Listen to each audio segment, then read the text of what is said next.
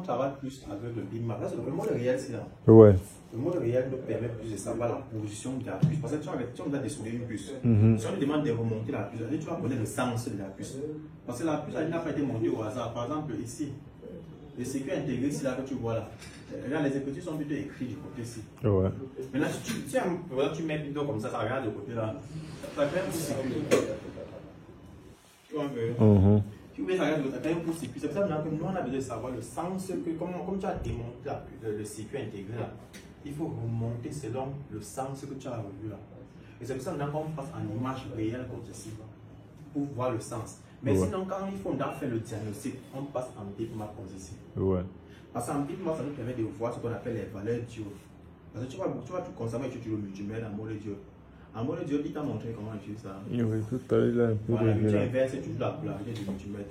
C'est-à-dire, le mode diode, tu vas mettre le rouge du multimètre, ça va sur le moins. Le moins va sur le plus. Donc le rouge et le moins, c'est quoi la masse? Donc, c'est-à-dire, le câble, la sonde rouge, tu mets ça sur la masse, tout ce qui est en fer sur la carte mètre. La sonde noire, c'est ce que tu vas aller mesurer les lignes avec. Tu vas t'afficher dans des valeurs en millivolts. Les millivolts, là, c'est ça qu'on voit en mode bitmap comme ceci. En bitmap, par exemple, si écrit sur le condensateur, là, ça m'envoie dans le circuit. Ça veut dire que voilà la valeur. Parce que la valeur de les composants. Tu ne dois pas voir sur un condensateur, on va dire que là, c'est 300 jours. C'est écrit sur comment je vais chercher dans une puce que ça part dedans. Dans la puce que je vois ici, ça c'est la valeur que va avoir dans le multimètre. On va tourner à l'intervalle 250, 350. Donc, comme ils ont mis 340, ça ne veut pas dire que tu vas avoir vraiment le 340. Tu peux avoir mis 250. Tu veux ça? Oui, sensiblement. Voilà, oui. Mais si c'est plutôt ça, ou quand tu mets, tu as perdu une valeur peut-être inférieure à 100. Ou bien une valeur à comme 0, c'est un court-circuit. Mais si tu as une valeur inférieure à 100, ça veut dire que la valeur est faible. Donc, il doit y avoir un composant qui est annulé. Donc, un peu ça, tu vois un peu. Mais parce que le truc, c'est que en mode réel, tu ne peux pas voir les modes diodes là. En mode réel, tu peux pas voir les valeurs là. C'est pour ça que tu ne dois pas trop voir les opérations. On va utiliser le mode réel. Oui, on ne va pas utiliser le mode réel. Le mode réel, c'est quand tu as fini, ou bien c'est quand tu veux vraiment voir telle puce était ici. Tu regardes la puce, tu vois la référence. La référence, c'est ce qu'on écrit dessus. Si peut-être il va enlever la même puce sur une tasse. Sur une carte mais qui ne fonctionne pas. Tu dois regarder le nom qui est écrit ici pour aller regarder si c'est la même chose. Tu vois un peu. Tout ça. Et même quand tu veux placer un circuit intégré, tu regardes. Et aussi, quand par exemple il y a les circuits que tu ne connais pas à quoi ça sert.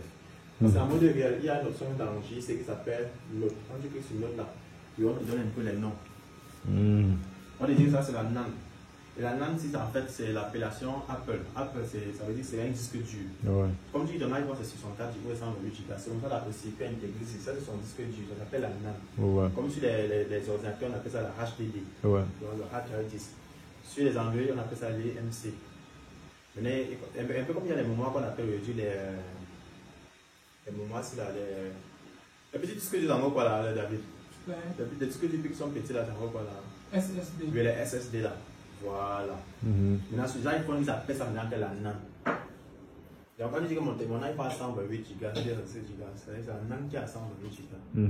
Tu vois, mais dans la NAND, quand je regarde la NAND, je regarde le sens. Dans où tu vois les points ou les triangles comme ceci, ou bien les points comme ceci, c'est le sens que c'est positionné sur la carte mère. Tu vois un peu? Donc, maintenant, à partir de, comme j'ai cliqué sur note, je vois ici, on me dit que c'est le connecteur de quoi? Du tactile. Parce que le connecteur de quoi? On appelle ça touch-C. Donc, c'est-à-dire l'endroit où le connecteur se branche. Ici, ils mettent là-bas display, c'est le connecteur d'affichage. Ici, ils mettent des PD fast charge. C'est-à-dire la puce qui gère le fast charge. Donc, la charge sans fil. Les barrel light chips, c'est les puces qui sont responsables de l'éclairage, bien de l'éclairage. Les USB management, la puce qui contrôle la charge. Donc c'est un contrôleur de charge. Ici on voit les puces de audio, small audio. Ici ce sont les amplificateurs audio. Ici on voit les tailles socket, la lampe de la charge. Donc il t'oriente un peu. Maintenant si tu veux voir d'autres circuits, ici ils ont mis d'autres circuits ici. La puce là c'est la puce d'alimentation, ils ont la PMU. Ici ils mettent ici le boost chip, ici ils mettent ici le audio, la boost audio.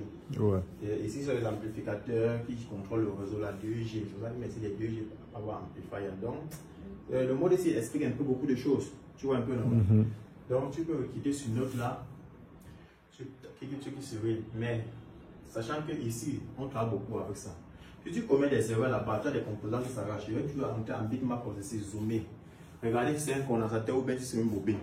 Parce qu'en mode ici, tu ne peux pas trop savoir si c'est une résistance ou si c'est un condensateur. Parce que comme ceci est un peu noir, tu peux penser que c'est une résistance. Alors pourtant, moi, c'est la résistance parce qu'elle est très noire. Ouais. Justement, regarde, ça c'est qui? R. C'est R ici, ça veut dire c'est la résistance. Ouais. Mais par contre, quand tu parles en mode réel, c'est un condensateur. Ouais, tu as l'impression que c'est une résistance, non? Pourtant, c'est un condensateur. C'est un condensateur. Ouais. C'est juste que la couleur non pas trop.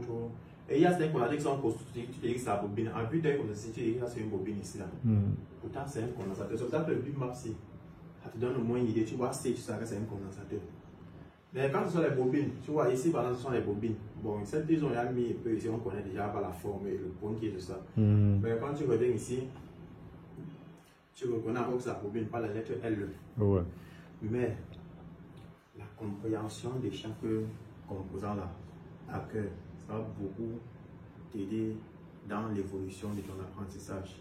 Ça veut dire, si par cœur, tu connais que la bobine joue un rôle dans une carte mère. Ouais. Si elle n'est pas là, ça va couper peut-être le pont entre une ligne et une autre ligne.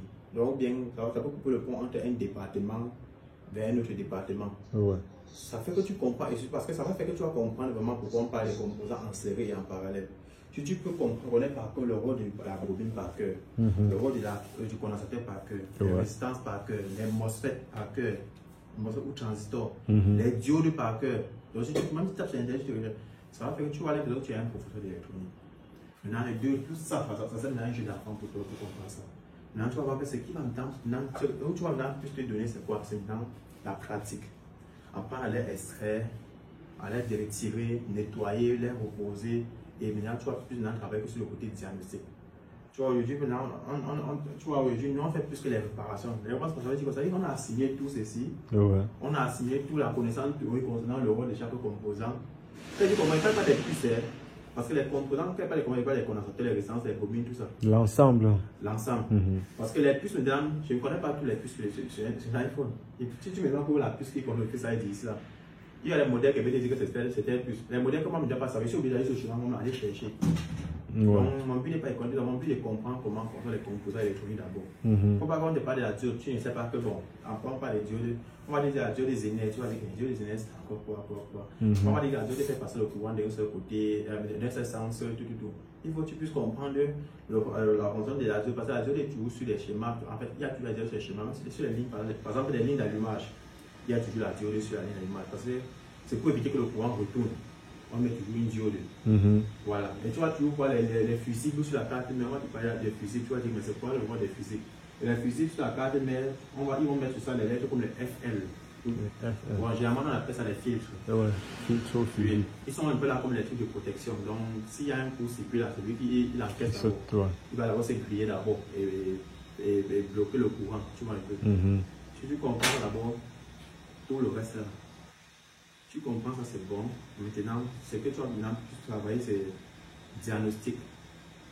Par exemple, tu as bien tes points de vue, ça ne s'allume pas. Pour ça, on a fait le prix. Et à partir de la satisfaction. Toi, c'est toi l'ingénieur en chef. Tu es censé travailler sur ce que ça donne. Donc, ce qu'on va faire, c'est quoi? C'est le diagnostic que nous on fait. Après le diagnostic, maintenant, on va procéder à la réparation. La réparation, ça dit quoi? Ça dit que tu dois te rassurer que tu as ce qu'on appelle la précision. La précision, c'est le fait que tu as extrait la puce sans abîmer les autres composants à côté. C'est-à-dire tu retires la circuit intégré comme ceci, sans que les bobines ne partent d'un côté ou de l'autre côté. Là, tu vas faire un bon chirurgien ou un bon technicien avec aussi. Voilà. Donc, bon, tu peux continuer ton boulot.